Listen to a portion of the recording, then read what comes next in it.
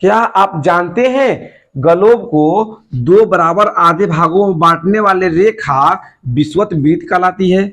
विषुवत वृत्त कहलाती है और इसका 0 डिग्री अक्षांश होता है और इसका मान जो होता है 0 डिग्री अक्षांश होता है। क्या आप जानते हैं कि विषुवत वृत्त के ऊपरी आधे भाग को उत्तरी गोलार्ध कहा जाता है? उत्तरी गोलार्ध कहा जाता है। क्या आप जानते हैं कि विषुवत वृत्त के निचली आधे भाग को दक्षिणी गोलार्ध कहा जाता है? गोलार्ध कहा जाता है।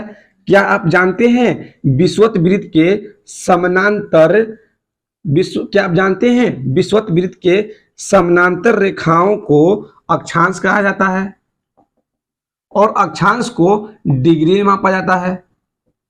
विषुवत वृत्त का अक्षांश जो होता है 0 डिग्री अक्षांश होता है। क्या आप जानते हैं ग्लोब के उत्तरी गोलार्ध में 23.5 डिग्री अक्षांश को